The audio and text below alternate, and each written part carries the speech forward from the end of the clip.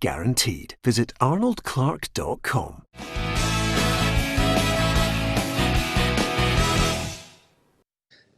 Welcome to Peter and Roughie's Football Show, sponsored by Arnold Clark. I hope it is sun shining wherever you are in the world. It's certainly in Scotland at the moment, just blistering weather.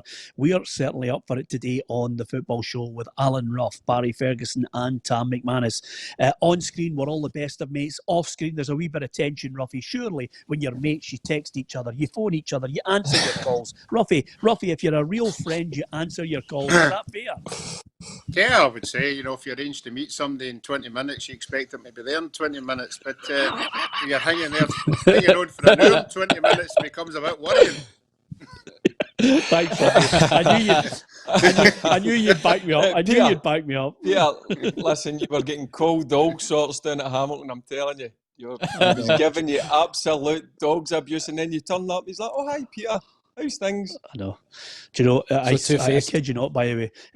In fact, Barry, if you could just edge over a wee bit there, you're nearly out of the picture where we always want to, there you are, that's you back at your best. Sorry, the other mate. thing I was going to say something to you, which was basically, I don't know about you, Barry and Tam, you'll be able to tell us this, at press conferences, were you always on time? Because Tam Burns used to be 2-3 hours late, and he'd come in and he'd chat to everybody as if he was 30 seconds late. He was notoriously late for every press conference. What were you like?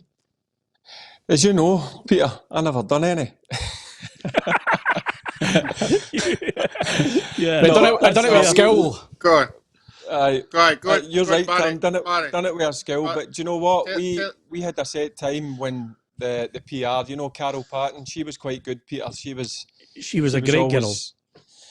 At the edge of the dressing room, telling you to get yourself sorted and get down in time. So she was brilliant, to be honest, Carol. Sadly, she's not with Rangers anymore, Peter. I thought she was a brilliant PR girl, Carol. I had a lot of time for her. I think Carol and Steven were the two best at Rangers in many a year. They were absolutely fantastic. I miss both of them dearly. What were you going to say, Ruff? You're going to have a dig at Barry there, weren't you? I was going to say, Barry, go and be honest now. When they came to you and said, Barry, we'd like you to go and speak to the media, what was your exact words? I can't say it. This is a family show. Yeah, absolutely. Tam, did you know what it's like as you get old? As you get older, Peter, you get a bit wiser, and you've got to do it. When you're younger, you're not too keen on doing it. But I do think it's important, Peter, that players do spend a bit of time with the media. I think it is important. I think now you're getting a bit of a divide, which I don't think is great for football. Yeah, Tam, I always feel as if you get a connection with players, if you get that personal touch where you get to understand them and just grasp what they're all about, there's less of a tendency for what I call that scattergun journalism, where people just maybe slaughter somebody without actually getting a real sense of who they are.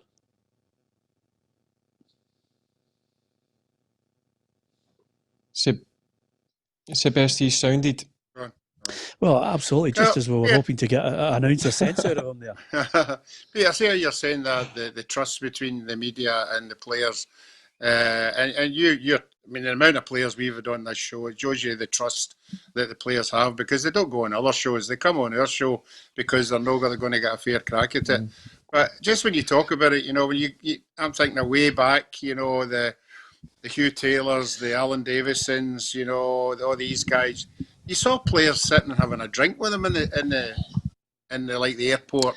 They would all mingle. Yeah. I'm not saying that a lot of them don't do that now, but I think way back then that's why you became trustworthy of that guy you were sitting having a beer with. And you knew if there was something that you'd done, they were going to actually not try and stick you in it, but they were going to give you a fair shout because they knew you personally. To be fair, I'll be honest with you, Roughie. There are a lot of really good journalists operating in Scotland right now. Yes, I agree with that. Who do have a really good personal touch and work hard at their trade. You get bad eggs everywhere. But what I would say is, over a period of time, I think from the 70s, and certainly your era, from the 70s to the 80s to the 90s, the industry has changed. And I'm talking about broadcast as well. I'm not just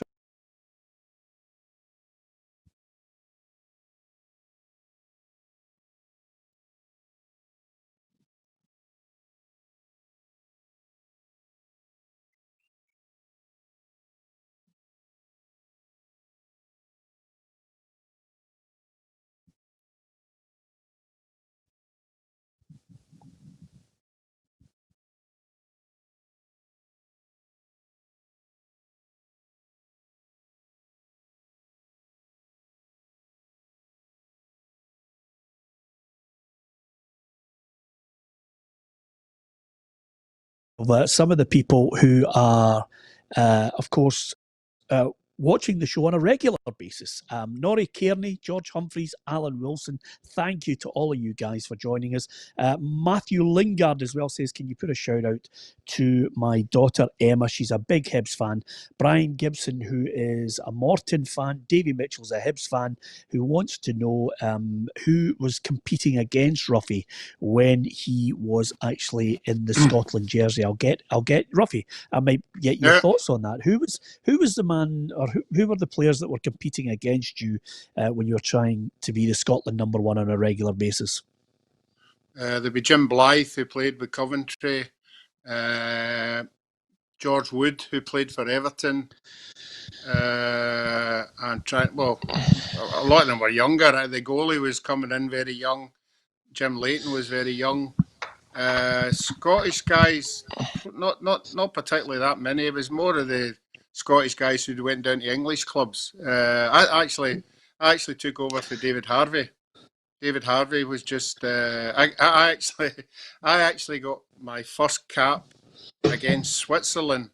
David Harvey was a farmer, and we came up and we met on the Saturday night, and on the Sunday he had to go home because some of his pigs weren't feeling well. So he left the squad, and I get my first cap on the Wednesday because he had to go away. There's an excuse and a half. A big hi to Nicole, who has joined us on YouTube. A few technical issues there, but to be perfectly honest with you, we seem to be back up and running on YouTube. Don't forget, we're on Twitter as well, at PLZ Soccer. And of course, on Facebook, you can like, share and follow us. And you can do the same by subscribing to our YouTube channel. Figures are absolutely fantastic. I want to thank so many people. Thanks for that question there. Mitch McEwen sent a photograph, Barry, of Roughie with 4 models by his side. So not exactly a unique situation, because you could get those photographs on a regular basis every year. Yeah, he shows me them every spell when we were at the studio, Peter, every Monday, Wednesday, Friday. I've seen all sorts of pictures for Roughie, and it was 3, 4, 5, 6, 7, 8 models at times, so not surprising. Yeah, and when you were playing for Scotland, we only got a photograph of you by Loch Lomond with your tracksuit on. How unlucky can it be at international level, Roughie? I was listening to the show yesterday, and you were talking about it that back in the day you'd get players with the kilts and all that. It was good yesterday. I enjoyed the show. It was a good listen. You were talking about the media side of it, and I think it was you that made a good point about it doesn't help if the media go in and photograph somebody walking at a bar with a few drinks in them. I think that's where the problems come from. I think if they let you go on with your private life, I'm sure that a lot more of the players would get involved with a lot of the media outlets. Yeah, absolutely. Also, Elizabeth Melville is in Sydney, Australia. I'm just giving you an indication of some of the fans we have at far and wide. Paul Arkin, Frank Wiley, Kenneth McPherson is in Canada. And we've got D. Boyle. Robert's on YouTube. I got your message, Robert. Thank you for that. Thomas Law's in New Jersey, USA. Steve McLaughlin's in Adelaide in South Australia. Mike Graham, would you believe, is in Singapore. And Joshua Pope in Australia. That's an indication, Roughie, of how far and wide we are stretching this programme out to. Yeah, it's absolutely amazing. It's just got the whole makings of a road trip. I mean, these guys have really put themselves out to tune into us, so I think we should try and make an effort, and go around them and say hello. Yeah. I thought you might say that, Roughie, to be perfectly honest with you. Anyway, the planned attack over the weekend is we try and keep it within the rules and keep our social distancing up and running, try not to visit too many people, stick to the rules. And then on Monday, obviously, the plan of action looks as if it's going to be reconstruction, players back training, a restart proposal, which we're all going to discuss. And then, of course, we'll discuss with maybe BT or Virgin what's happening with the Wi-Fi and broadband in East Kilbride, because clearly, they're still operating on an old system that nobody else operates on. Tell me, Tam, do you put money in the back of your meter of your telly so you can watch it for 3 hours? I had to get the missus to go out and put another £5 power card in. Ran out of electricity there, so apologies for that. Oh, magnificent. Anyway, here's your quiz. It's basically, we're going to show you a team of the season that was picked by the PFA from a particular season. And before the end of the show, you can tell us which season you think it is. So, there you have it. McGregor in goal, Wilson, Zaliukas, Bugera, Izagiri, Kayal is in there, and also Eremenko, Goodwillie, Salmon, and Hooper. Woof. That's an unusual 11 that was picked for. Yeah, Connor Salmon. You remember Connor Salmon? Yes. Well, listen. I don't know how he's got in there. Well, I'll tell you how he get picked. Do you want me to tell you how he get picked in that PFA team of the season? Because behind him was a guy called Alexei Eremenko, Roughie, as we well know. He was a player. And Eremenko was a genius. He could put the ball in a sixpence, and Salmon, I think, scored a barrel load of goals, Roughie. Yeah, Kilmarnock, he was unstoppable. I think he was up about the second top goal scorer that year, so you can see why he got some votes to be in that team. Did he not get a move to a £3 million move to Derby after that season? I think it was Wigan. I think it was. I think it was Wigan. No, it was Derby. Yeah. Was it? Was it I thought Derby? it was. Derby, I thought he went to Derby, then Wigan bought him for Derby. Is that right, Tam? Yeah.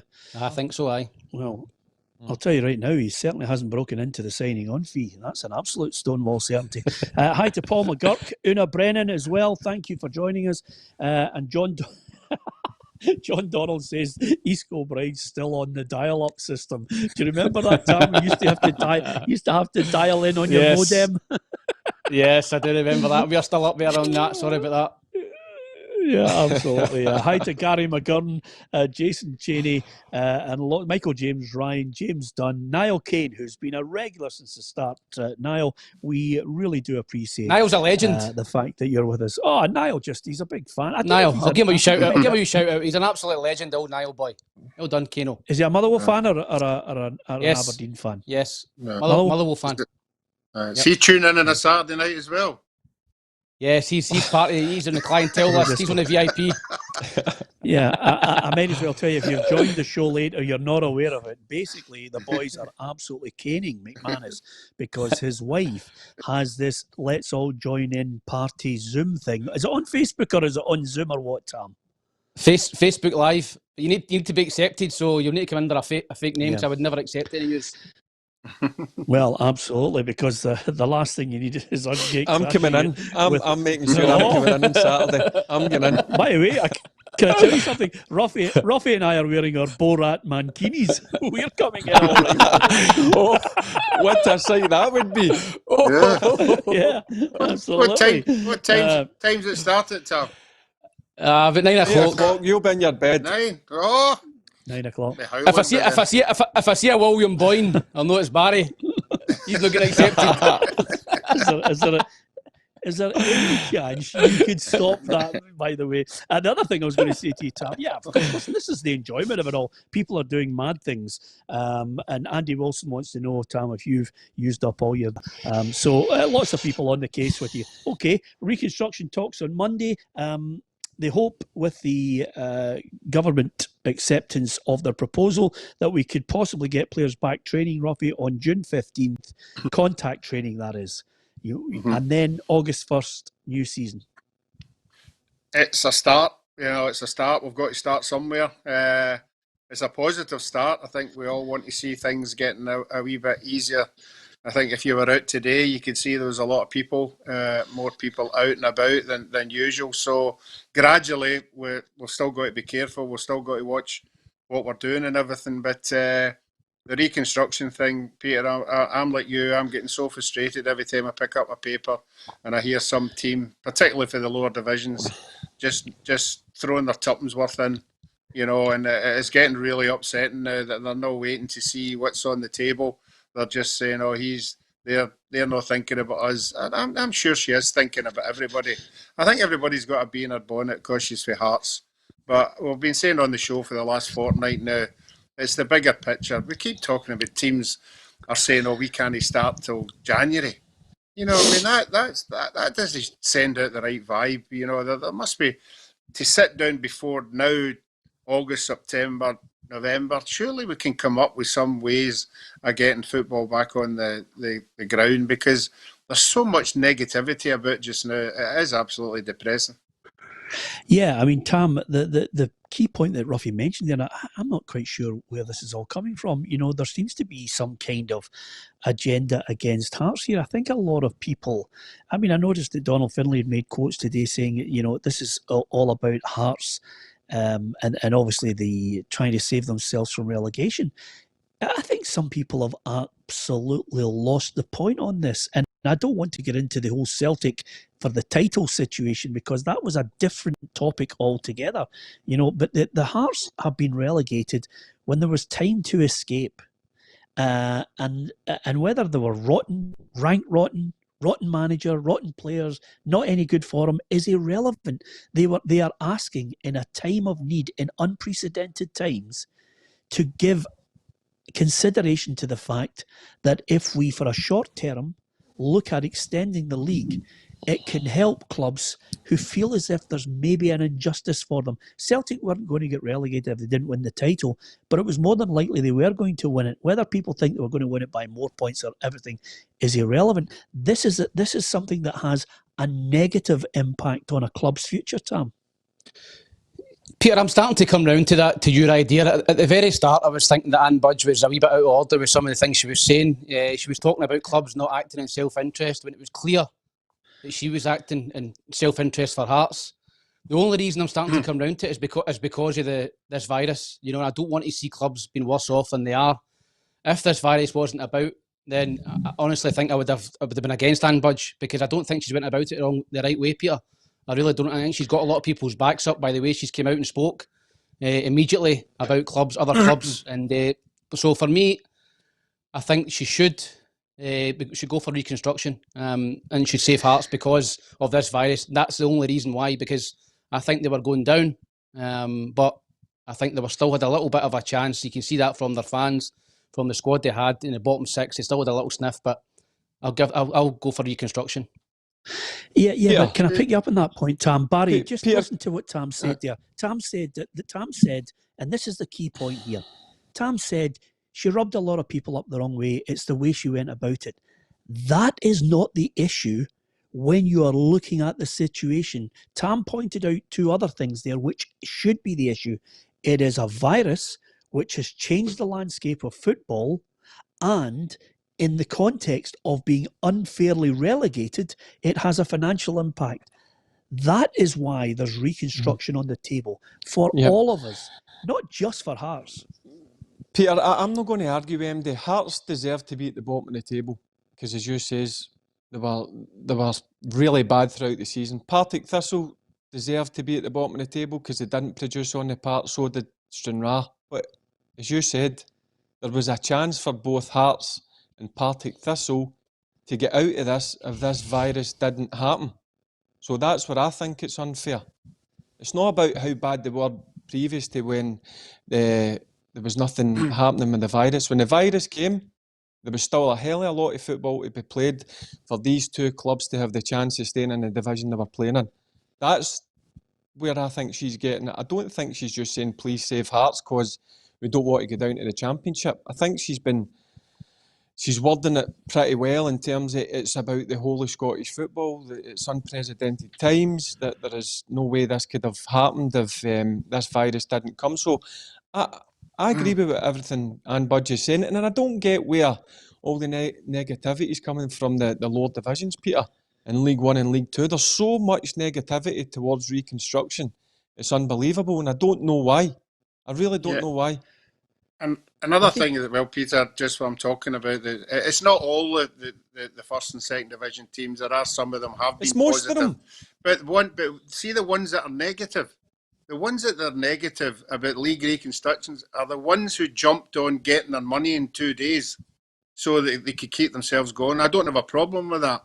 But they could have waited. They could have waited another week or two, spoke about league reconstruction, discussed it, but they didn't. They just dived in and said, I'll have my money now, rather than waiting and discussing it. And if they'd done that, we maybe not be where we are now. If we'd put it reconstruction, then you get your money. We might have been in a better place. Roughie, is that not the SPFL putting pressure on them to take their money? Yeah, you know, that was the whole argument. Listen, but you could have waited a fortnight. You I could know, have but you're going back. negotiated for 14 days. All right, well, don't go back. All I'm saying is some of the clubs that are so negative now are the ones who wanted the money and not talk about the league reconstruction. And now we find out they're not interested in league reconstruction. They're just quite happy to be where they are. Yeah, I think there are a number of issues there, Roughie, but I hate to go back over something in the process because it becomes very, very difficult because people have a short memory on the way the process was going here. And quite simply, it was an ever-changing landscape where people were saying, oh, we could be back playing in 3 weeks. Oh, we could be back playing in 4 weeks. There was an ever-changing landscape based on the knowledge that was suddenly becoming available to you. Now, where you're pointing out, you wanted league construction discussed before the actual payments were played out. That was a different scenario, which was not on the table for the SPFL. The SPFL were reacting, and I hate to go back over this because you've taken me down a road, which is me explaining what's gone in the past. But you wanted it because, quite simply, that was the way you thought was the best way for everybody. Reconstruction, save the clubs, then you get your money. That would have muddied the waters even more. What was happening was clubs were desperate for their money because they thought they were going to go under, which is understandable. The actual changing of the structure of Scottish football would have taken a longer process than the immediacy of giving people money. The problem that the SPFL had was they went about it in such a poor, shoddy way of the explanation of it that suddenly we found ourselves with a battle with Rangers threatening all sorts of things and suggesting suspensions. But your point was you wanted that first before anything else. That was your separate issue on it, Roughie. Now we're in a situation where suddenly, as it all unfolds, Tam, people are thinking, wait a minute, people haven't got any money. People are losing their jobs. Not many clubs are paying season ticket money back. Not many clubs are getting season ticket money in. And wait a minute, how are we actually going to play football in the lower leagues? Because we can't give them 100% security on testing, tracking, tracing, and a vaccination. So suddenly the penny's dropping with everybody. Unless we do something here, some clubs really could fold rather than the scaremongering that was going about earlier. Yeah, I don't think there's any doubt about that, Peter. I think there's clubs in the lower divisions who are probably weeks away from going bust unless they get some sort of financial injection. And I think Anne Budge is talking about the 14-14-14 as in even if some clubs are not be able to fulfil their fixtures, then there's still other clubs to step in. You can still have a league campaign, which I thought was a good point. So, listen, I just think that reconstruction is the best for everyone just now. We've been consistent on the show for a number of weeks, months even, that no club in this, this virus should be worse off, and we can't be kicking clubs when they're down. And we've got to try and help every single club, and I think the reconstruction would do that. Peter, I think it's Players the best back. way forward, but see if you're asking me, I don't think it's going to happen. I really don't. I've got a feeling. I don't think it's going to happen either. I think it'll just get thrown out the window, and that worries me, the fact that the lower league clubs, League 1 and League 2, they won't be able to get back playing behind closed doors, Peter, as you says, with the testing, it's going to cost around about £3,000-4,000. These clubs need people through the gates. I don't know how it's going to work, and it worries me. It does worry me for a lot of these clubs. Yeah, I think on a regular basis now, the track and trace might be a considerable amount of money less, Roughie, if they get it all in place and they're able to do it. But I don't see fans being allowed into the stadiums. What about if Anne Budge contemplates court action, Roughie? That will really grind us all to a halt. I think she will, Peter. I think it depends on how it goes. It's a massive club.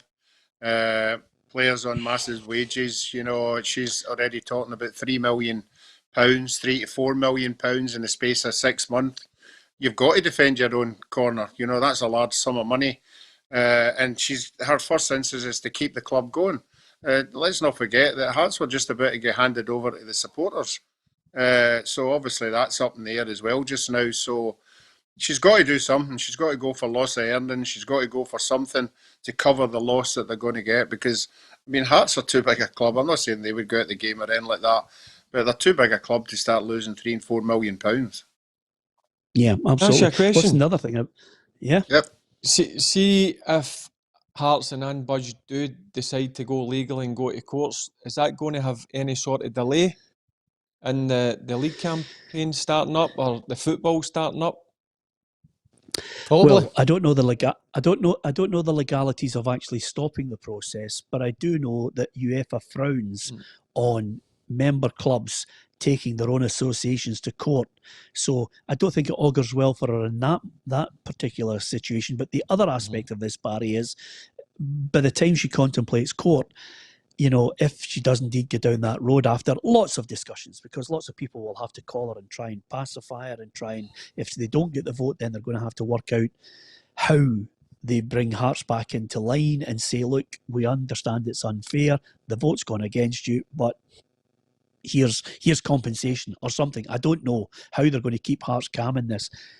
But the other aspect of this is, by the time she gets to June, July, and going through court proceedings, we might be in a situation where only roughly 15 or 16 teams are able to actually start a season.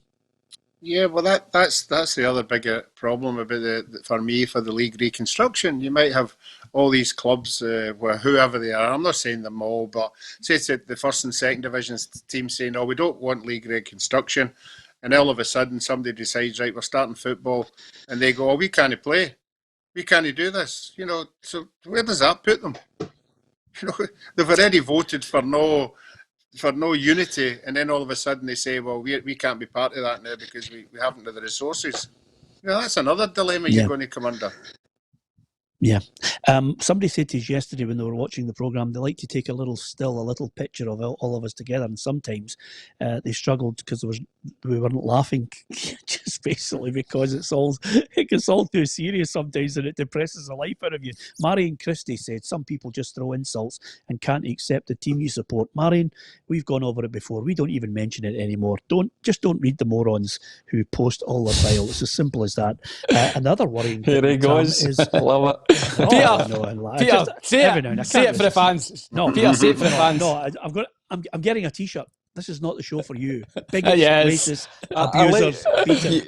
Yeah, I'm getting Tam, a I don't know T-shirt. if you watched it. Tam, I don't know if you watched the show yesterday. Peter made a great comment. He says, yeah, he's not wasting his time. He's got better things to do with his life than call out and... Honestly, He loves a rant. and ban. I nearly broke my finger. Banning people who have no decency. I was like this, But there are thankfully thousands of fans who are subscribing to I had a giggle when I was trimming. yeah. I was trimming a hedge and I heard it and I had a wee giggle while I was trimming a hedge, Peter. Roughie was trimming a budge as well. Yeah, absolutely. Answers on a postcard. Anyway, apart from anything else, I know he's listening. He's only moments away from getting banned. He can't help it. Do you know what he's like? We signed Kenneth Williams from the Carry On movies. That's Tam McManus. The other thing I was looking at here is the amount of people who are thinking, oh, we'll go and buy a club because they're in trouble. I mean, Foster Gillette. I knew somebody was going to say Gillette, the best Anne can get. It was screaming out for it. It's a newspaperman's dream when you get a guy called Gillette. So on that basis, I was going to say to you guys, even Harry Redknapp, Airdrie. I mean, he's just distanced himself from the old Airdrie. It could have been a roly-poly at Airdrie, Tam. It would have been great. Imagine Harry Redknapp at Airdrie. That would be the best story ever in the history of football. It would. Oh, Harry, turning up with Crank Jar and Peter Crouch and Defoe signing for Airdrie.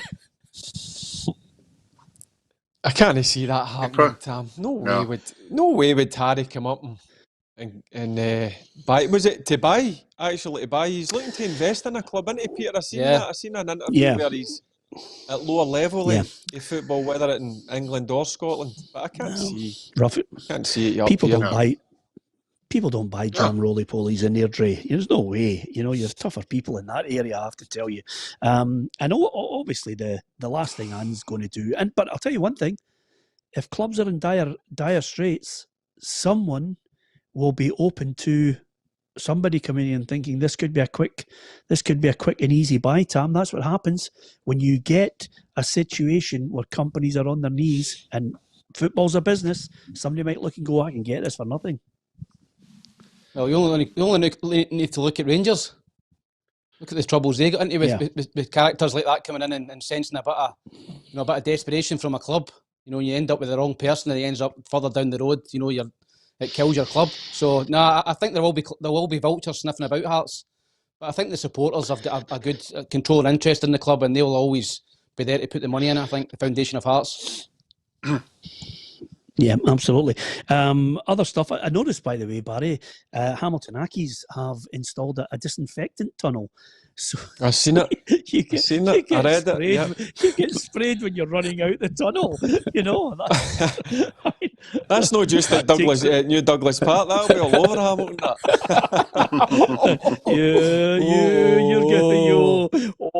You're getting I'm a Hamilton boy. That one. I know that. That's why I'm amazed you said it. Anyway, I can see that all now, Roughie, running out and getting disinfectant all over you. Roughie, it's absolutely sensational. Roughie needed that after a night out. Yeah, absolutely. Misses. There you are. There he is again. He just cannot resist it, can he? I know, there's something up with him today. Your wife's. We're joining your wife's party. It's a stonewall certainty. Okay. The other thing I was going to say, Barry, is the Premier League's back. I mean, that's the other thing about it. June 17th, suddenly, we will have a conclusion to the English Premier League. You can understand how the big five nations have been able to do it. Yeah, Peter, it's all about money, isn't it? The amount of money. I mean, it's gone up to near enough like £1 billion that's worth to the Premier League clubs. So I'm not surprised that they've tried their best to get it back, and it's coming back on the 17th. And I've seen, which is going to be good to watch. I mean, obviously, I'm like you guys. I've been trying to watch the Bundesliga, but I've not been enjoying it without fans. But there's a game every single day of the week, or two games every single day of the week in the Premier League. So at least it's something when we're still on a bit of lockdown to watch. At least it's some football on TV. Yeah, it just shows you. It just shows you, Peter, how advanced they are. You listen to John McGinn yesterday. He's getting tested twice a week. You know, that just shows you how much they're putting into that. You know, if every player's getting tested twice a week, they're determined that this is going to happen. You just need to look at the training grounds, Peter. If you're watching on TV, the training grounds, when they turn up at the gates, their cars and everything's getting disinfectant before they even enter into the actual training ground itself. So they are the Premier League down there. They've got the money, haven't they? They've got the power to go and do all this. This is where we're going to struggle up here, because it's going to cost a lot of clubs a hell of a lot of money to do. Yeah, Trevor Kane says, I've just joined, lads, on YouTube. Well, what's taking you so long, Trevor? There's lots of people on. We've got Jim Gowans, who has mentioned, tell Barry there's no fans in English football either. No, there won't be fans, but I think they can survive without fans. Our whole makeup is on fans, to be perfectly honest with you. Money over safety, says Willie Gibson, with regards to the English Premier League. And Ninth Legion says, I have as much interest in English football as I have in Guatemalan football. And I know we're big fans of the Guatemalan League, Roughie. We're hoping we can win a few pounds after we've tipped the team who are currently 13 points out ahead, and they're still waiting for the title to be handed over. Yeah, but I believe you're doing the. I believe that you're doing the. What's the name of him? I believe that you're Guatemalan Celtic. Yeah, are you not doing the compare for the Player of the Year awards? Oh, I'd be excited. Well, listen, if I could find a flight that would take me over there, Roughie, I'd be there right now. I'll tell you, hey, talking about it, you must be absolutely spewing right now. People will forget all about your act, Roughie. This could be great news for you. This will sound fresh in 2020. No, it's giving you. It's just getting you a whole 3 months for new material. Oh, that is magnificent. Roughie, if I hear new material in your act, it'll be brilliant, Tam. Tam, it'll be sensational, won't it? No chance. No chance. Yeah. Tried and trusted, Roughie. Tried and trusted. All right. Listen, on this day in 1968, Manchester United became the first English team to win the European Cup.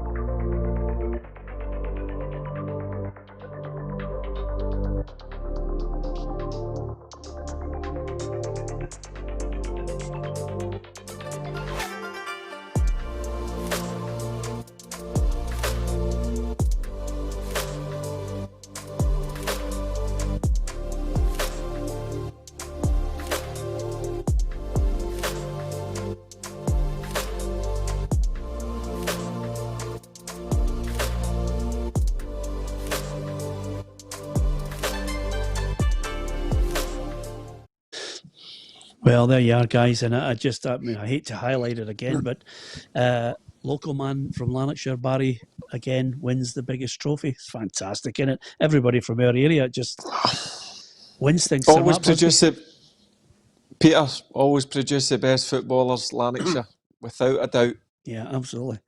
Absolutely, without a shadow of doubt. Roughie, I don't know if you noticed there, but one of the most iconic photographs is George Best with his hands up, just walking away after he's rolled the ball into the net with a number 7. That's magnificent, isn't it? Yeah, it was a sort of a same pose as Dennis Law used to use when he scored as well. And it was a tremendous night, that to win it. And I didn't know they'd go to the final, the semi-final the next year, and they could have maybe had 2 back-to-backs. But I was also reading that Sabat Busby had to convince everybody that European football was the way ahead for English football clubs, and he had to really, really say to everybody, "Look, this is the way ahead," and that's what he was putting everything onto. Yeah, and Error says on YouTube, does Barry think Lewis Ferguson moving to Rangers would be a good move for him or the right move for him?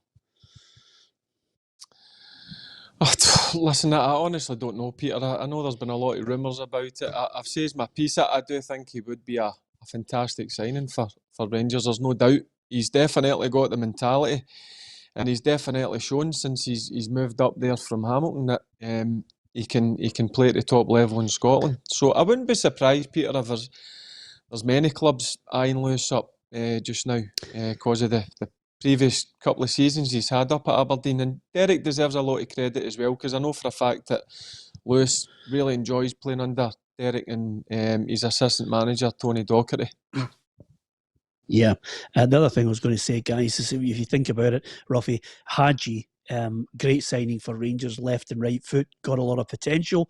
If it was me and I was building a side, that was going to try and win the league, over a period of time, the next 2 or 3 years, I'd be looking to a young, vibrant team with no nonsense, bit of skill, lots of people with a bit of trickery. I'd be using the Fergie approach, good spine and wingers. I don't know about you, Roughie. Yeah, I think obviously we've already spoke about the quality it has to come in. I agree with Barry. I think young boy Lewis in the last 2 years has matured, as most of these young players are now. They're coming on leaps and bounds, with the right proper training and getting a lot of games. We keep talking about they get better and better the more games they play. That's the case with him. And I don't know what the fee was we had you, whether it was a pay up or whatever. But certainly, I would certainly push the ball out for Lewis. If it was 2 million or whatever, I think he's got a lot more to offer in the future, because I think he will get better and better, and I think he will be a Scotland player. I don't think Aberdeen would take 2 million for him, Peter. No chance. I think you'd be asking for 3 million plus. He's on a 4-year deal as well. I just signed a new deal in August there, so that's one of the reasons. Listen, Aberdeen have done good business there, no doubt. He signed a 4-year contract, played a season, and obviously they ripped it up and extended it again. So they know they've got a player that's worth value there, Peter. Look at the money they're looking for McKenna as well.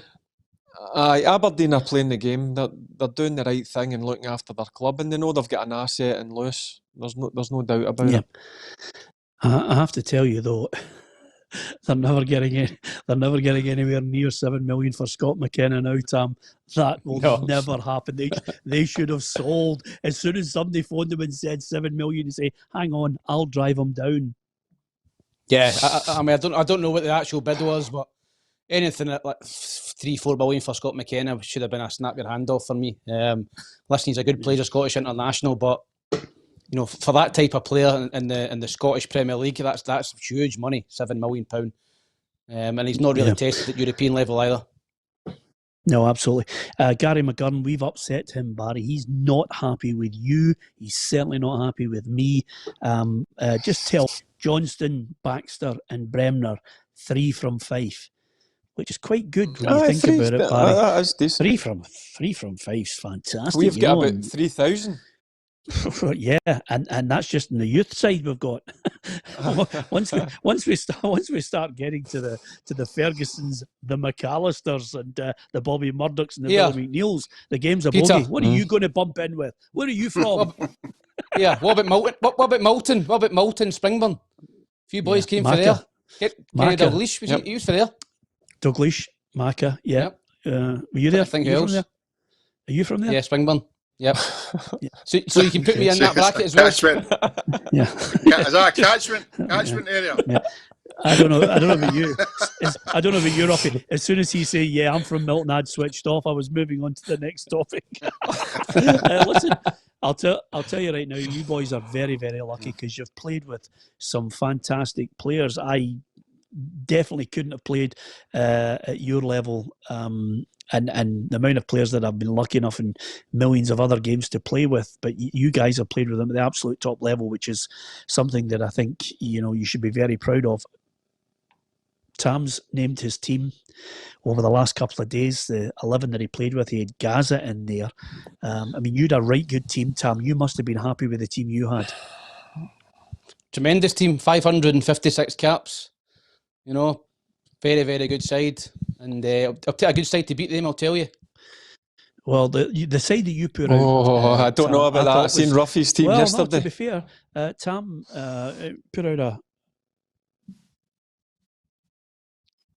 He's away, Tam. That's all. I told you it's the Baz and Tam show. This is what we're waiting for. No, he's back. No, but he did. I know. Don't be too harsh on Roughie.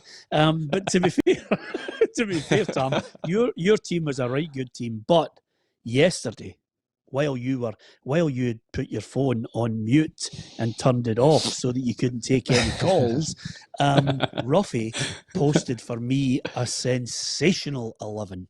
What a team Roughie had. And now, as Roughie is just there putting 10 pence in the meter, let's see Barry Ferguson's 11. It's just going to be Rangers. I knew it. It's Rangers. Do you know the fact is... Any Blackburn players in there? Birmingham. No, it's where I spent most of my career, and where basically the players that are on there that get the best out of me as well. And it was difficult. Listen, I'll be honest with you, there was 5 or 6 players that I could have easily put in.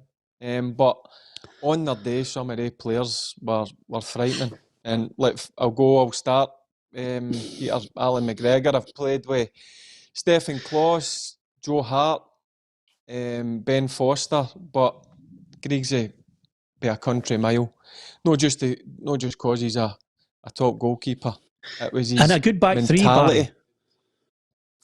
3. Back 3 easily. Alan Hutton for 6 to 9 months. The boy was unstoppable before he got his move to Tottenham. Spurs. Honestly, he was in a different planet. Peter Craig Moore, by far the best centre half I've ever played with. Dunwich was on the boot, great defender, kept it simple, and Arthur Newman was top class. Just an unbelievable player, unbelievable athlete, and an unbelievable guy. Hey Barry, I think Tomo will be delighted you've put him in the midfield. Tomo's in that. No, do you know why? Do you know why? It was between Tomo and Devo, and I could have put Alberts in there as well. But what I will say is, see Kevin Thompson, when Tam, I think, was part of that, when that group came through, I think technically Tomo was the best out of them all, by a mile. Yeah. The only thing that probably kept Tomo back a wee bit, he had 2 serious cruciate ligament injuries, Peter. But I think if he went injury-free and he played with maybe that team that I played with in the early 2000s, I think he would have been a top player. But he was a very good player. And the right side, are you happy Claudia with Arena. Great I've got to say something about Claudia Arena is one of the best players, again, that I've ever played with. Could play anywhere, Peter. Central midfield, right side of midfield, right back, technically frightening. Ronald De Boer. You've not got Caniggia in there? No, it was between Claudio and Caniggia. But I went with Claudio because I was just shocked how good he was, Peter. You know, when you sign a player, he looks good, but once you train with him for 2, 3, 4 weeks and you actually see him produce the goods in a game. The guy was, again, on a different planet at times. Van Bronckhorst, enough said about him, where he went, Arsenal and Barcelona, again, could go into a left-back area, technically great. De Boer, I don't need to say much about him. Neil McCann, it was a tough one on the left side. It was between, I could have went the power and the strength of Big Lee McCulloch at times. He was very underrated technically, big jig. But I went for Neil McCann, old school winger. Gets to the byline, cross balls in for fun. And he's one that you would want in the trenches. And the two up front, Boydie scores goals, and Kenny Miller basically has got everything a centre forward needs: movement, works hard for the team, and also can score goals. But I could have named, even in the back three, Peter, that I've put, Davy Weir could come into that as well. Big he Ammo. came towards the end. Big Ammo. There's a lot. There was a lot, but that team that I've put is probably get the best out of me as a player as well at times when I played with them.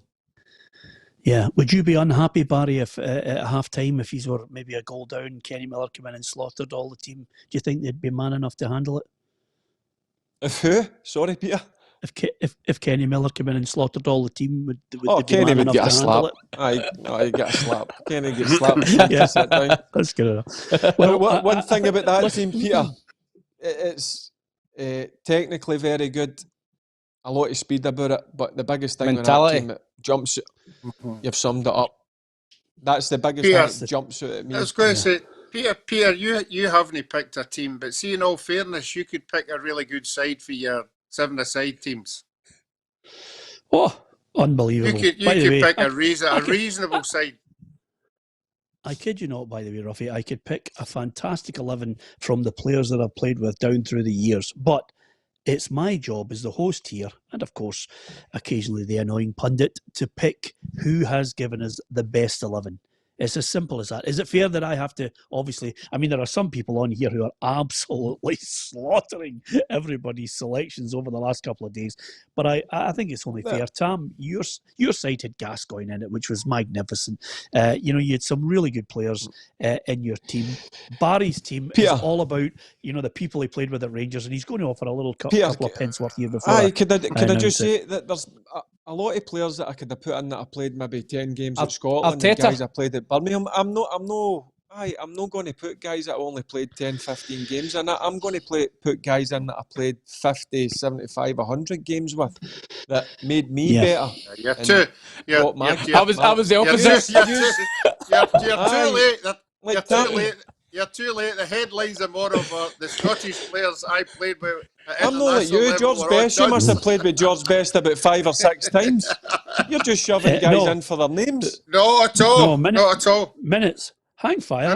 Don't bite yet. The point here is the headline tomorrow. The headline tomorrow could be, I left my mate Jig out because he wasn't good enough. He's left Big Jig out. Oh, he's bestie. He's bestie. Absolute snakier man, Ferguson. Listen, unbelievable. And his his assistant isn't even the kit man. His assistant, Jimmy Bell's a kit man. Jimmy Bell's always a kit man. Bob can Bob can be the masseur. I'll give Bob the masseur's job. Right, that's fair enough. But be ice cream and all when you get this up. Tam, your team is an excellent team. Yeah, is there any chance you can stop slaughtering Bob, by the way? This is about your teams. Tam, your team's really good. There was a lot of good players in there. I don't know if we've got my producer will be able to tell us if we've got your team there that we could have a look at one more time. I don't know if we can have a look at your team, Tam, that you posted the other day. And then we'll have a look at Roughie's team, because there's lots of people here saying and John says, some great players in Rangers at that time. And also James Marshall. Linda Buchanan says Bomber Brown as well. Did you play with Bomber, Barry? I never played. No, he was my. No, I didn't think so. He was my manager in the youth team reserves. And Charlie Richardson says De Boer never played 100 games for Rangers. No, but he played a fair amount that Barry was able to pick him. Did you play with two guy at Blackburn? Oh, it's frightening. That's another one. There's so Yeah. many. There's another one that's just came to my mind, and I thought about him today. Michael Moles. See, for 5 months, he was Yeah, he was brilliant. unbelievable. Yep. Then Till he got the obviously injury. he done his. Yep. He could have been one of the I'm not best in kidding the you. world. Aye. He would have went down to a Man United. He would have went down to a Man United or something. No doubt about it. If he never get his cruciate injury. Okay, now just before we go, can I just say something to you? We're about to hear from Steven Whitaker as well, who's our one-to-one today, former Hibs, Rangers and Norwich City defender. He played with Barry at Rangers. And of Played course, with him at Hibs as well. yeah, you play. I was just about to say to you, Tam, 35 years of age. He's still got a couple of years where he wants to play on. We'll hear from Stephen. He's going back through his career and talking about what's happening nowadays and obviously the emotion. He's one of those players that he could have actually, if timing had been right. He didn't actually. He wasn't in the Hibs Scottish Cup winning side, but he was in the Hibs Scottish League Cup winning side earlier on when they defeated Kilmarnock by 5-1. So we'll hear from Stephen very shortly. Really good listen to, a good pro Barry, to be perfectly honest with you, and Steven Whitaker. He's another one, Peter. I knew he was a good player, and then when he came, I mean, Tam will back me up in this. Yeah. Whitty could play with right foot, left foot. I couldn't believe how technically good Whitty was when he came, Tam. I don't know what he was like as younger coming through. I was actually shocked how good. I knew he was a good player, Peter, but actually when you get to train with him every single day then you get to obviously play games, he was, and I'm not surprised he went on to have a very good career, Whitty. He was one of the better. He was one of the best ones to come through. Whitty was a right back, mostly at Hibs. I don't think he was a great defender, one on one. No, but he great was brilliant. going forward. He was brilliant going forward. Great, can join in, 2-footed. Good on the ball. Centre midfield, you could play him centre half, left mid, left back. Great pro. That's just play anywhere he could. See, that's the thing that took me back a wee bit when I seen him. I couldn't believe how 2-footed he was. He would go down, big strong boy as well. His left, and and he looked after himself as well. He was a very good trainer. Whitty, always in the gym. Yeah, good professional. So we've seen Barry's 11. Here's Tam McManus's 11, and don't talk us through it, Tam, because we saw that yesterday. But look at the players. I mean, you've got some world-class players in there. Frank Sosie, magnificent. Gascoigne speaks for itself. And you've also picked Kenny Miller, so you'll be delighted 2 of you have selected him. I thought Russell Latipi was a very underrated, great technical player. Agat was a steal at 50,000. And Riordan, I feel sorry for Derek, because I just think natural talent, yes. Application, no. But a good team you picked there, Tam. Barry's team, great team as well. Brilliant. Let's have a look at Roughie's 11 just before we get to Steven Whitaker. 7 world-class players in Roughie's side. Let's have a look at them. Yep. Danny McGrain, fantastic. Hansen, unbelievable. Sandy Jardine, magnificent. Souness, out of this world. Robertson, a genius. George Best, world-class as well. And, of course, the greatest player ever in the world, bar none, Kenny Dalglish. Wow, 7 world-class players. I'd go as far as to say, Roughie, your team would pump McManus's and Ferguson's 19-0. No, they wouldn't. What a team that is, Roughie. That is the best team, Roughie. I don't care what those two. What do they two know? You look at me mistaking chips. Don't get me mistaking chips nowadays. 19-0 at half time, and then they take the leash off so as not to embarrass you.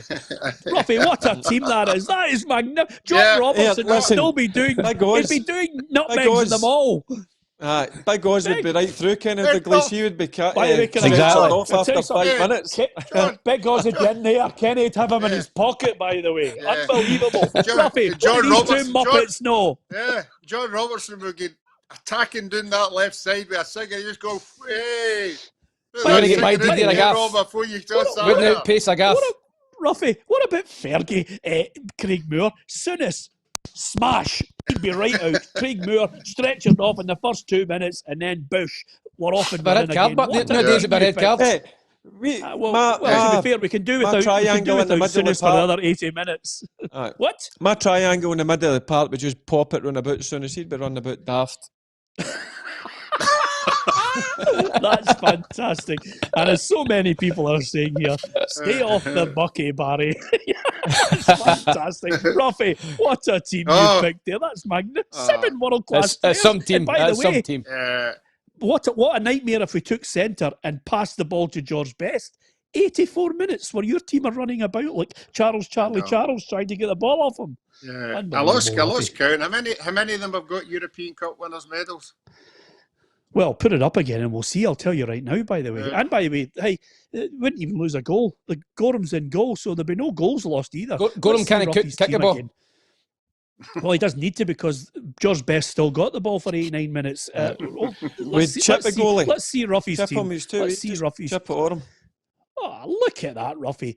McGrain, Hansen, European Cup winner. You better be Haley McQueen. Better be Haley. Sandy Jarden, Cup winner. Yeah, Haley could probably play in there. Well, to be fair, by the way, once Souness gets sent off, we'd take Gorham off and put on Haley McQueen because we'd be that confident, Roughie. George Best, European Cup winner. Douglas, European Cup winner. Joe Jordan played in the 75 European Cup final. John Robertson's got 2 Champions League medals, Roughie. The team's just rippling with quality. No, I have to say, you know, that if I'd longer to think about it, that would probably come in as maybe my reserve team. If I really thought about something. Peter, I was watching something. I don't know if the guys have seen it. It's on BT about Nottingham Forest when they won the European Cup. Was it 81? Yeah. Is that right? Correct me if I'm wrong. I seen it. And obviously, 79-80. I had bumped into John Robertson when he was obviously Martin O'Neill's assistant, and a couple of bars in Bordeaux. Great guy, as Roughie says, always out having a puff and liked a pint. But I didn't realise until I actually watched that last night how good a player he was. I knew people had told me how good he was, but when you actually see him, he was quite fat, he was. Yeah, he was a wee I barrel. said that. Tell you something? Because Clough says the wee fat guy, just pass it to the wee fat guy out on the left-hand side and he'll win us a game. You'll never believe this, by the way. I know Roughie will back me up on this, and you'll never believe this, Barry. I am lucky in the 30 years in broadcast journalism to have interviewed Brian Clough in his house. And he always, you know, when we were talking about it for an hour and a half, and he said, I used to just say to the rest of them, and I can't do a Brian Clough interview, I can't do an impression of him, but he just used to say, give the ball to the tramp, give the ball to the tramp, he'll do the rest. Call him the tramp, right? But John Robertson was he for South Africa? Class. Yeah, that's great. Hey, 2 pints of bitter and Tam's on next. Brilliant. But anyway, he was world class, Roughie. And do you know what? We did a programme and I had to argue with Hugh McDonald about John Robertson being in the all-time top Scotland 11. 2 Champions League medals, world class. And you'll never believe this. In the last hour, I've spoken to Martin O'Neill. I was on the phone to Martin O'Neill, and Martin O'Neill's our special guest on Tuesday, by the way. But Robbo, he's a genius. Yeah. As the guys were saying, he hadn't that hourglass figure, he hadn't a six-pack, did he dress properly? He used to go about with the Terry shoes on. They'd all be stained, a beard, everything. And he was just an absolute riot. And Archie Gable and the Notts Forest boys used to they'd rip him to shreds because he was always listening to Brian Ferry on his headphones. But just when you talked about Brian Clough, Robbo told us a story when he went to sign for Notts Forest and he had to get into Brian Clough's house. And he was all excited, talking about terms and how much he was going to get and signing on fee and everything. And he goes up the door and he rings Brian Clough's door. And the door opens up and Brian Clough says, "Oh, in you come, son, in you come. I'm here to talk about terms." And he goes, "Yes." He says, "Just before we get to that, just grab that Hoover and give the house a wee clean, will you?" Says he's walking about the house, Hoover in the living room and Hoover he's just about to sign for Notts Forest. Can you make it just up? Quickly, Peter, can I just say about John Robertson? Obviously watched him last night and I've heard Jews talk about him quite often, but one thing I will say, even with the side Celtic and Rangers, bumped into him 2 or 3 times. Top guy. I couldn't believe how nice a guy he was. Top guy. Yeah, absolutely brilliant. If you do get a chance, in fact, here's the thing, by the way, I don't know if you guys have it on DVD. You know how we always tell people on here we're watching The Last Dance, Michael Jordan? You know, we've been watching Ozark, and Tam's been suggesting things, and Roughie's been suggesting them. If you get a chance, watch the DVD, I Believe in Miracles. It's got some fantastic soul music from the 70s and 80s that you can also hear at Tam's wife's big party on Facebook Live on Saturday.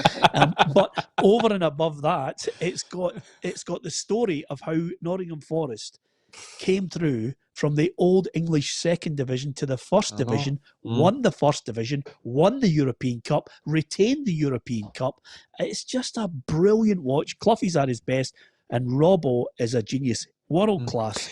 Get it if you can. See, in terms of that team, Peter, see another thing, like Martin O'Neill, he was a good player as well, was he not? Yep, Martin O'Neill was a great player. He was good. Missed out on the first one because of injury. I think he was he a pulled a fullback? hamstring. No, he was a winger. Wide right. Winger. Yep. Who was the And Scottish? There was a Scottish boy. I can't get his name. The captain in Nottingham John Forest. McGovern. John John McGovern. McGovern. Yeah, Aye, everything yep. went through him. He was one of the main guys in the team. Fantastic, different class. And apart from that, I think we've suggested everything that we possibly can, lads. The only thing I would say to you all is, remember, we are in Scotland, the best country in the world, and we're still on lockdown measures. You don't necessarily need to go out. Don't visit millions and millions of people, just the ones that are in the rules that the First Minister has said. We want you to stay safe and well. That's of paramount importance. So please do that if you can. Like, share and follow us on Facebook. We'd really love you to join the party. The amount of people who are indeed joining the party on a regular basis now, we are delighted. And on YouTube, you can subscribe to us. And we're also now on at PLZ Soccer on Twitter and on Periscope. So we're broadening the horizon for the programme. We've got more and more special guests coming up, and I'm sure you'll enjoy them. All I'm going to say to you now is one of old Barry's teammates caught up with him earlier. It's an emotional time. Let's hear from Steven Whitaker. Well, I'm delighted to say joining us on the programme is former Hibs defender Steven Whitaker. Steven, how does it feel? How can you sum it all up emotionally?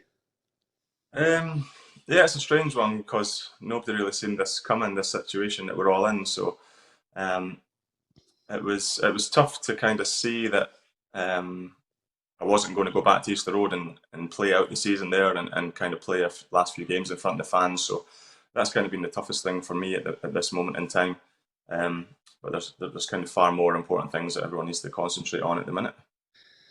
Yeah, you yourself are 35 years of age. Have you still got life in the old legs? Do you want to play on in a player coach or a player? And how long do you think you can last?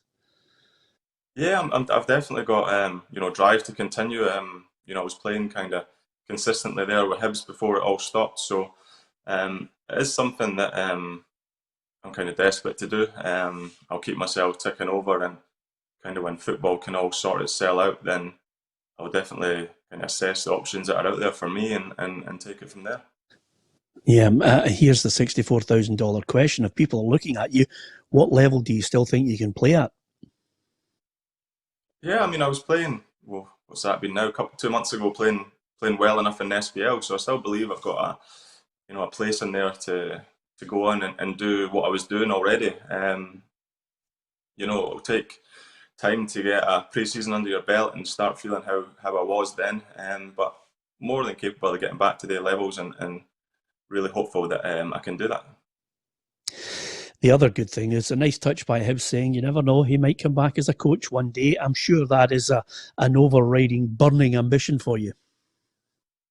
Yeah, so it's been a massive part of my kind of football journey. 10 years as a player from my 20-year career is massive. So to go back and kind of rekindle that relationship again at some point might be something that we can look at.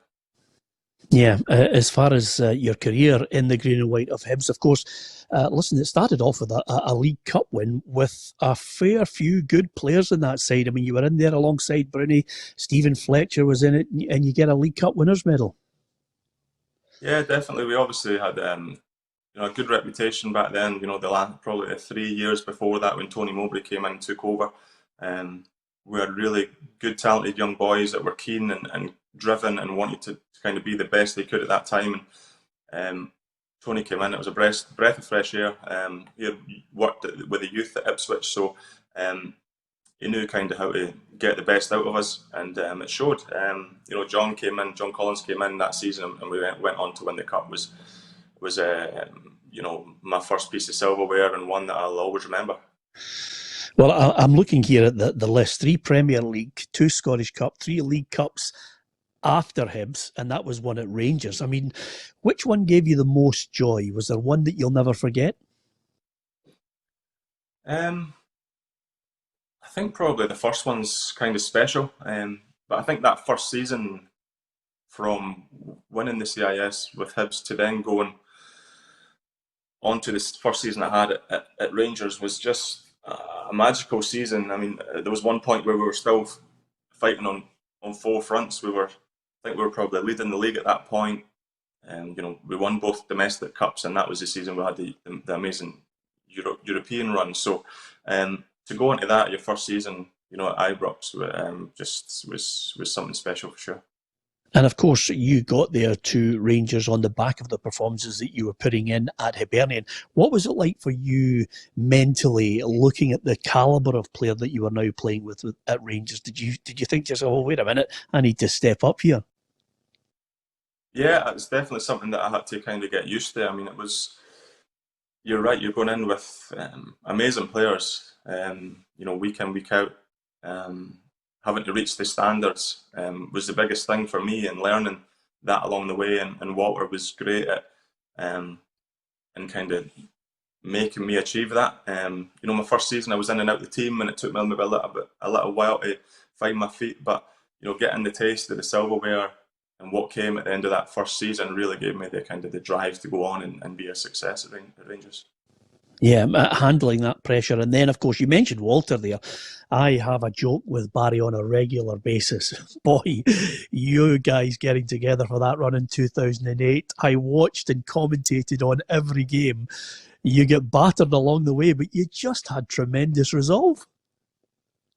Resilience, resolve, a willingness to kind of stay in the game and get something from it was kind of the story of our run.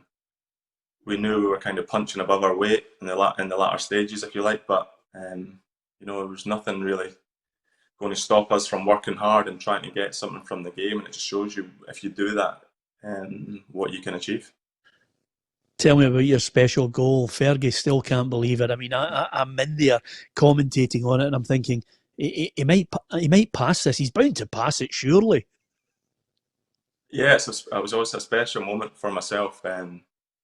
It was just, I was in and out of the team at the minute, so at that point in time, and it was great to kind of have that euphoric moment that sealed really us going into the semi-final.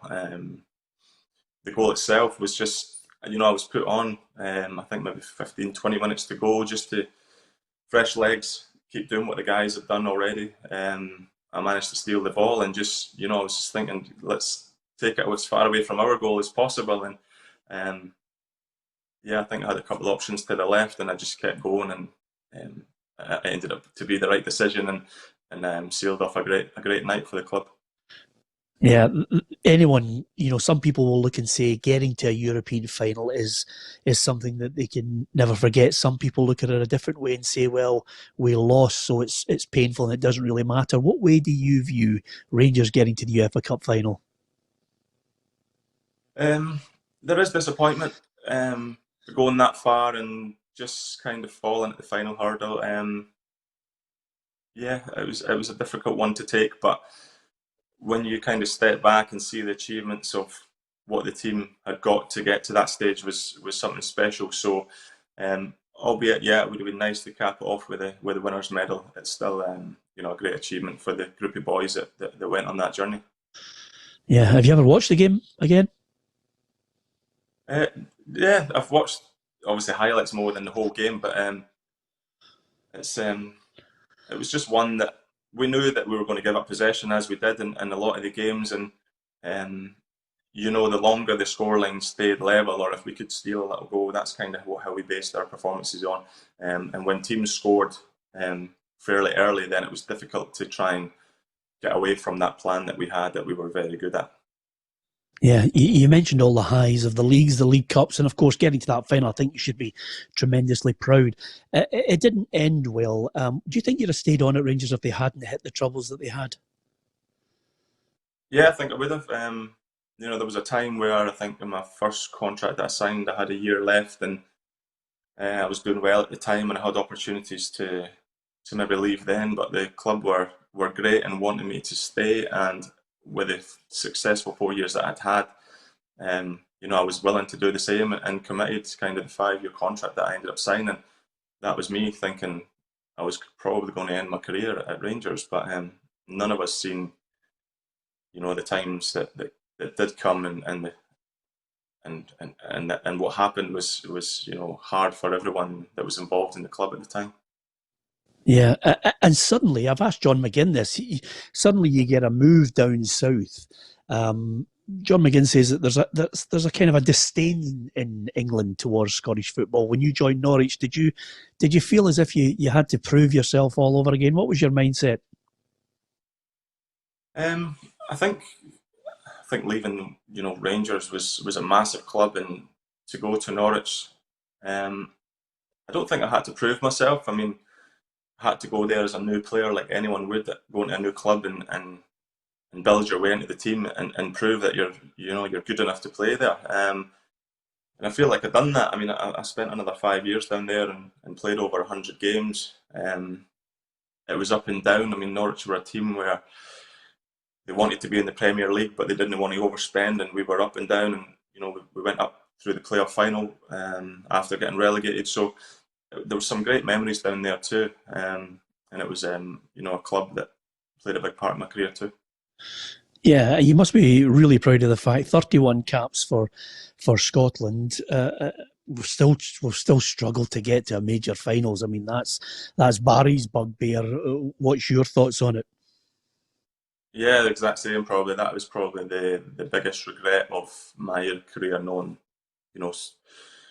having the opportunities to try and get the country, the fans, everyone to a competition like that. For the players themselves, we were all desperate to do it, but it just never quite unfolded the way that we wanted to when it came down to the games itself. When we couldn't quite get the results. It felt like sometimes the performances were there, but the results just didn't quite fall our way when they needed to.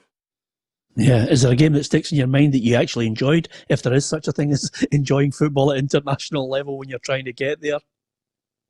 Yeah, I think probably the best campaign that I enjoyed was under Strachan when we just missed out.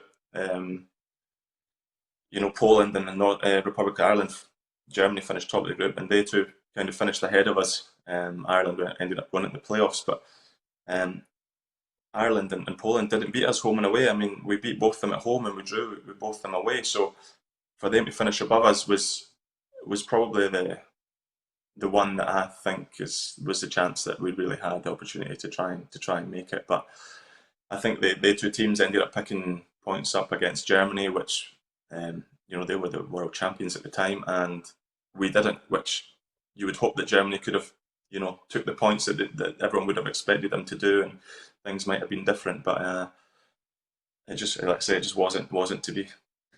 Yeah, it's been a long and great career. Any regrets?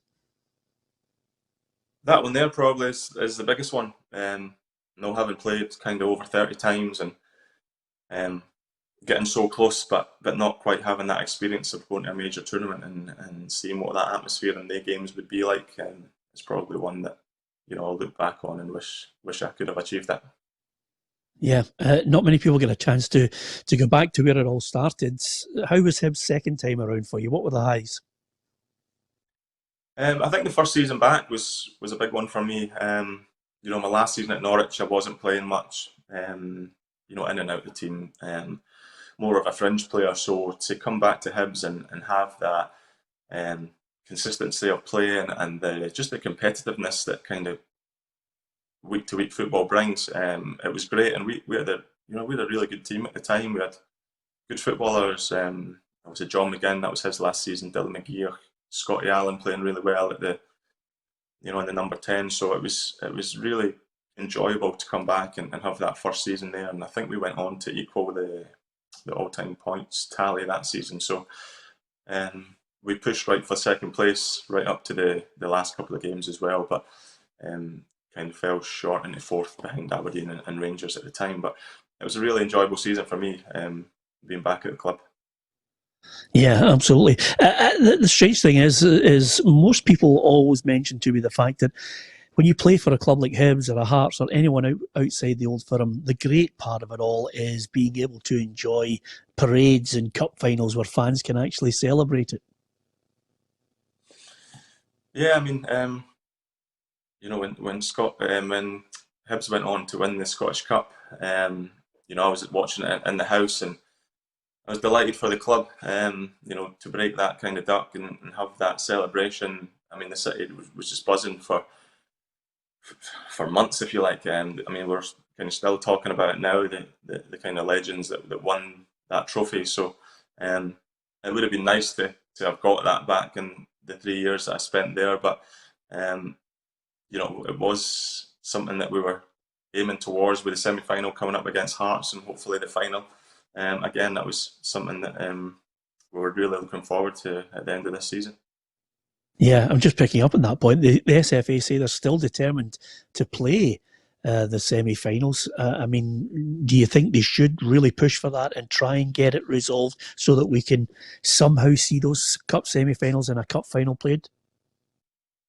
Yeah, I think so. I think they're games that everyone would want to see. I know it's the situation's put us in that'll have to get delayed and get played when suited, but I think both clubs, I mean, all four clubs will want to win, have the chance to win the Scottish Cup. I mean, who wouldn't? So, and fans will want to see their games. So I think they should, be put into the schedule somewhere so that we can all have that opportunity to try and win the cup. And albeit I won't be there to play in it, but I'll definitely be cheering on Hibs to try and get another piece of silverware. I was going to say that to you. I mean, League Cup final apart, I mean, that would be painful when you think about if they do try and play it. Guys like yourself who've been part of it in the run-up in this season, to be denied it must be something that's, just a wee bit of pain in the back of your mind. Yeah, but it's a situation that nobody had control over. So, I'll be probably disappointed in one way, but happy for the guys that kind of shared the pitch with on the other hand. So that's just kind of the situation. It is what it is. I'll hopefully be playing for another team at that point and have my other kind of focuses to concentrate on. But it'll still be nice to see them go on and do it. Just a couple of points before you go.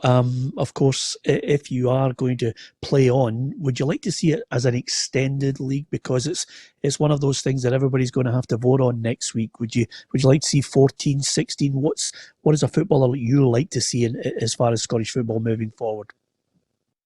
I think we need to put ourselves in the best position moving forward. I think that's key.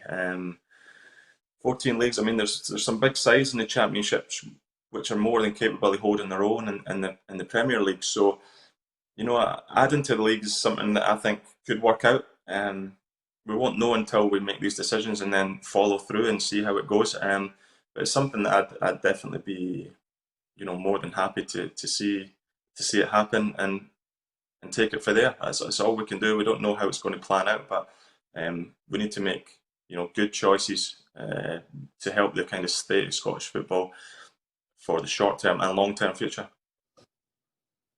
Yeah, and don't worry about Barry being on the show today. Who's the best player you've played with and the best you've played against? I played with a lot of good players in that Rangers side. I just really enjoyed playing with Steve Davis when he played right midfield. When I was at right back, I mean, I was an attacker from right back, if you like, and he used to kind of tuck in more than play kind of wide. So it gave me the freedom to go and do what I could do, and I just kind of knew he'd always find me with the passes if I made the runs. So to have that quality player around you was something special. And was there anyone that gave you a torrid time you thought, oh no, I'm not playing against him again? Obviously when you move to Norwich, you play against world-class players. I remember going to down to Stamford Bridge and facing up against Hazard and Willian, and they were just swapping wings. One thing we doubled up because you just know, one-on-one that they had the change of pace and the trickery to kind of go by. So we had to, close spaces, and you really kind of felt the quality and the speed that these guys can operate at, and it was special to kind of line up against these guys. Yeah, absolutely. Two top drawer players you've just mentioned there.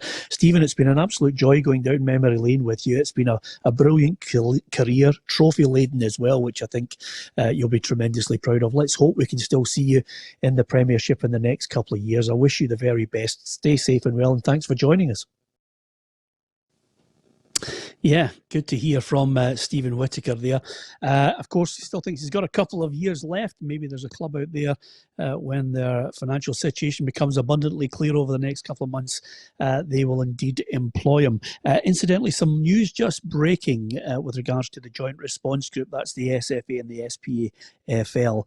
Basically, we now have a firm target of starting the 2020-21 Premiership season on the weekend of August 1st, and that's a major step forward. We will continue working with the Championship, League One and League Two to gauge their ability to start the season, and if so, when, which may vary hugely between clubs, which is an interesting topic we'll get into again over on Monday, once it becomes clear how many clubs over the next couple of months will be able to actually play football. We clearly welcome the prospect, the Joint Response Group go on to say, of resuming matches, but we have to take all necessary steps to ensure we can have a sustainable league campaign. That means safety-first approach, with games initially played behind closed doors and a range of measures to protect players and staff. So, the intention, contact training first, and then once the players get up to speed, behind closed doors games August 1st. Football coming back, maybe not as quick as we'd like it, but certainly something to look forward to. I can tell you the team, the PFA team of the season that we posted at the start of the programme was from the year 2012. There you have it. There's some of the players that were shining in 2012. Eremenko, what a player he was. Whatever happened to him? Anyway, apart from anything else, Tam and Barry are still arguing with Roughie over who had the best 11 from this week's choice. They did pick 11 players that they have played with, and then we had to decide which was the best 11. And I think most of the people on our Facebook, on Twitter, and of course on YouTube, I think agree that Roughie's team is well above the other two selections. You might disagree with us. All depends on your generation and whether you think Roughie's has got enough world-class players in it for you. Anyway, apart from anything else, like, share and follow us on our Facebook page. There's lots of people joining us on Facebook. We are now on Periscope and at PLZ Soccer on Twitter and on YouTube. Subscribe to our YouTube channel because more and more people are actually going on to their Sky platform, going down to apps, clicking on YouTube, and you get us in full Technicolor on your telly as well. So sit back whenever your husband or wife goes to bed and enjoy the programme on your big telly. Simple as that, and you can see our big ball faces. Anyway, apart from anything else, subscribe to our YouTube channel. Join us if you can on Monday. Don't forget, more special guests, more footballers who want to talk to this show. It's all about the football. Please, if you get a chance, concentrate solely on your team and your passion for football rather than some of the people who basically must know by now that this show is not for you. For the positive ones, stay safe, stick to the rules, make sure you can stay at your home for as long as possible. Enjoy the sunshine if you've got a back garden. Apart from that, from myself, Peter Martin, thank you very much for watching.